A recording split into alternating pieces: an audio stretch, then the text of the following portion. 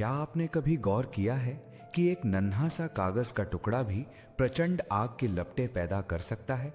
लेकिन ये तब नहीं होता जब उसे बस चिलचिलाती धूप में डाल दिया जाए, बल्कि ये तब मुमकिन होता है जब एक लेंस के माध्यम से सूरज की उन तमाम बिखरी हुई किरणों को समेटकर उस कागज के एक ही बारीक बिंदु पर केंद्रित कर दिया जाए।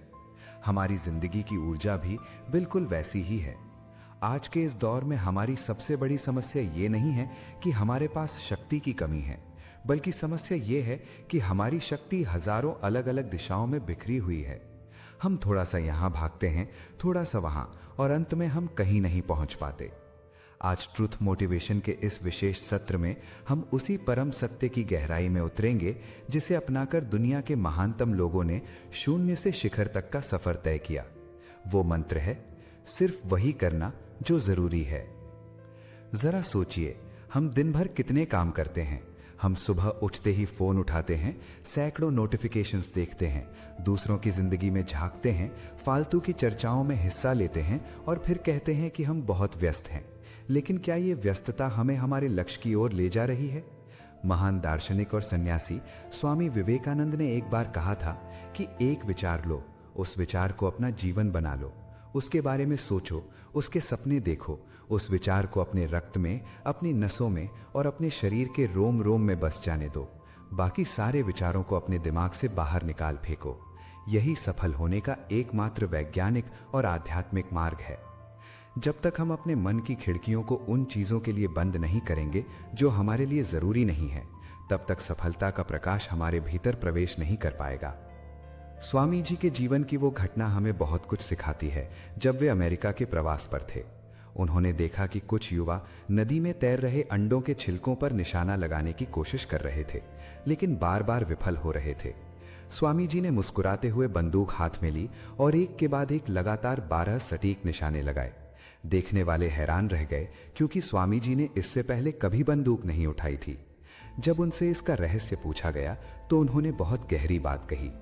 उन्होंने कहा कि जब मैं निशाना लगा रहा था, तब मैं, मेरी आंखें, वो बंदूक और वो छिलका सब एक हो गए थे। उस पल ब्रह्मांड की कोई और वस्तु मेरे अस्तित्व में नहीं थी। यही वो एकाग्रता है जो तब पैदा होती है जब आप सब कुछ छोड़कर सिर्फ उस पर ध्यान देते हैं जो उस पल सबसे ज्यादा जरूरी होता है। आज हम मल्टीटास्किंग के जाल में फंसे हुए हैं। हमें लगता है कि एक साथ 10 काम करना बुद्धिमानी है, जबकि असल में ये मानसिक दिवालियापन है।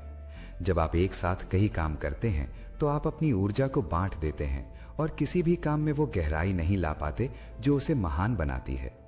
अगर आपको सफल होना है तो आपको ना कहना सीखना होगा। उन दोस्तों को ना कहना होगा जो आपका समय बर्बाद करते हैं।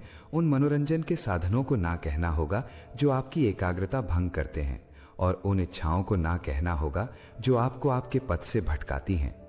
जब आप अपनी सारी ऊर्जा को समेटकर एक ही बिंदु पर प्रहार करते हैं तो पत्थर भी मोम की तरह पिघलने लगता है।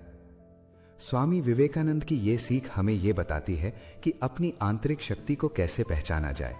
लेकिन एकाग्रता के इस मार्ग पर चलते हुए अक्सर हमारे भीतर एक और डर पैदा होता है। वो है हमारी अपनी क्षमताओं पर शक। हमें लगता है कि शायद हम दूसरों जितने प्रतिभाशाली नहीं हैं, शायद हमारी किस्मत में वो सफलता नहीं लिखी है। लेकिन क्या कोई इंसान अपनी मेहनत और संकल्प से अपनी किस्मत की लकीरें खुद खींच सकता है? क्या ये संभव है कि जो जरूरी है उस पर टिके रहकर एक साधारण व्यक्ति भी असाधारण बन जाए?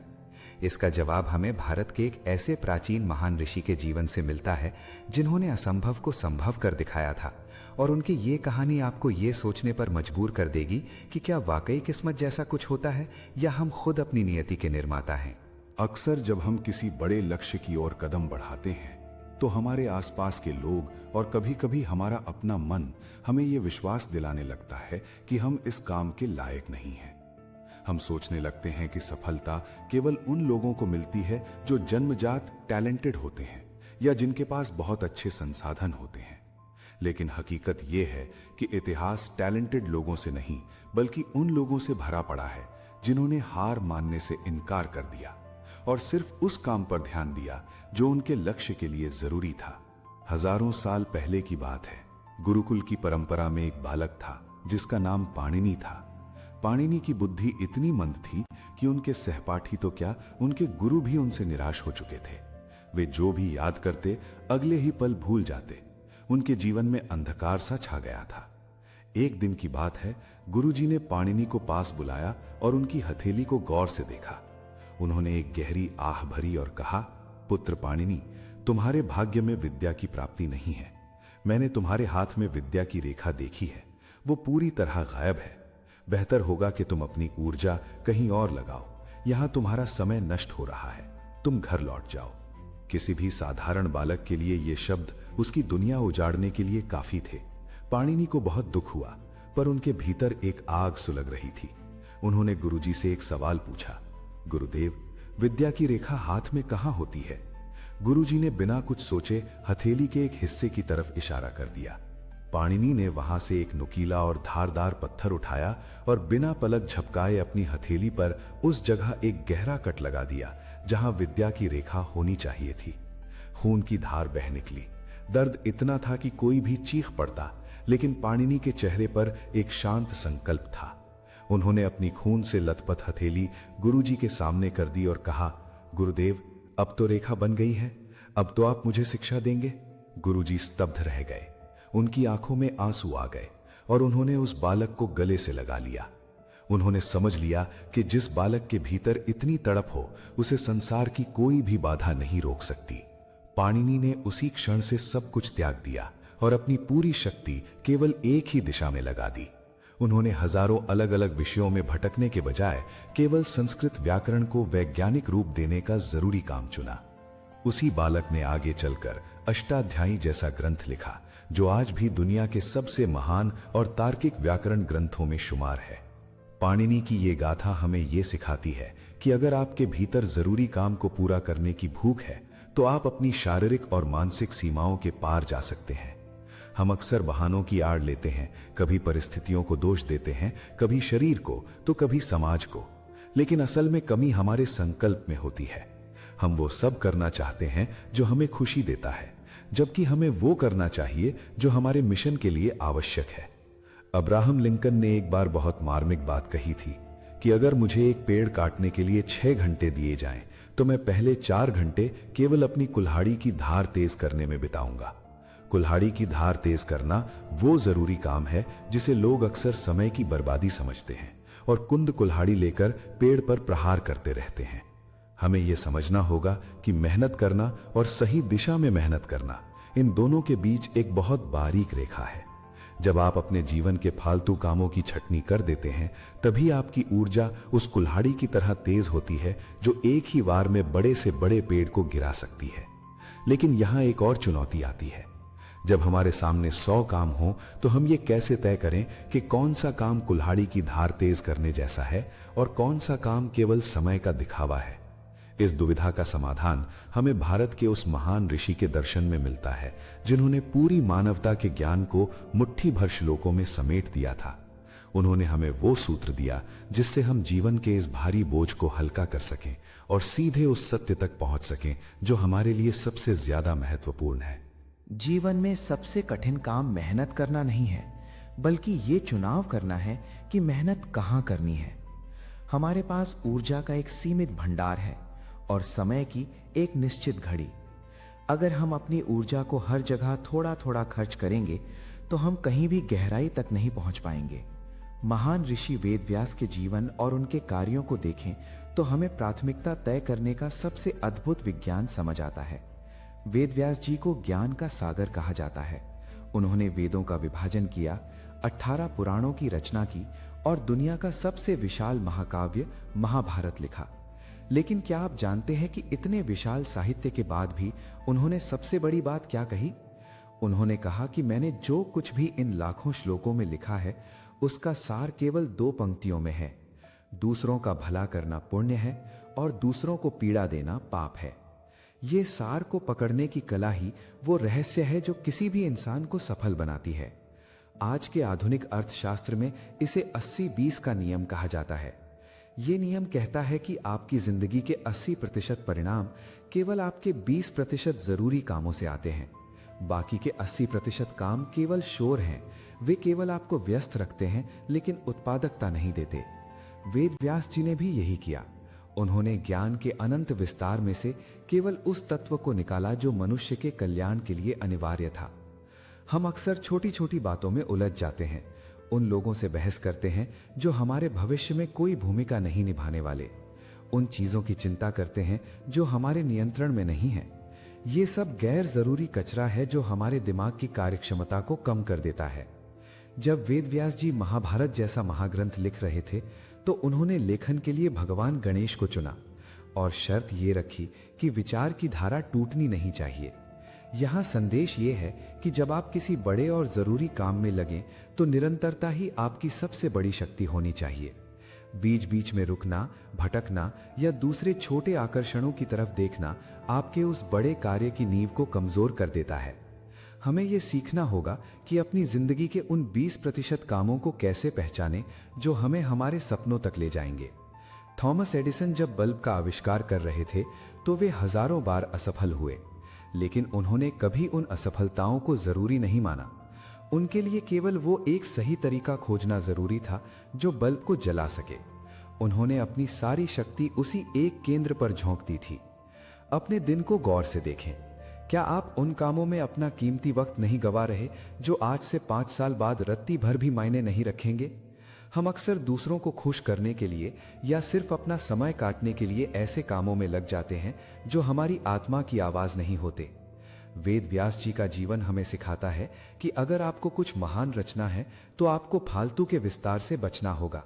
आपको अपनी जिंदगी का संपादन करना होगा। जैसे एक मूर्तिकार पत्थर के उन हिस्सों को काट देता है जो मूर्ति के लिए जरूरी नहीं है, वैसे ही आपको भी अपनी आदतों, अपने मित्रों और अपने दैनिक कार्यों में से उन हिस्सों को काटना होगा जो आपके लक्ष्य की छवि को बिगाड़ रहे हैं। शांति और सफलता का मार्ग एक ही है, सरलता। जितना आप अपनी जिंदगी को सरल बनाएंगे उतना ही आप उस जरूरी काम को स्पष्ट देख पाएंगे। जब आपका मन शांत होता है और फालतू की चिंताओं से मुक्त होता है तब आपकी निर्णय लेने की क्षमता अद्भुत हो जाती है। लेकिन सिर्फ योजना बनाना और प्राथमिकता तय करना ही काफी नहीं है। ज्ञान और योजना तो हजारों लोगों के पास होती है, लेकिन इतिहास केवल वे ही रचते हैं जो उस योजना को धरातल पर उतारते हैं।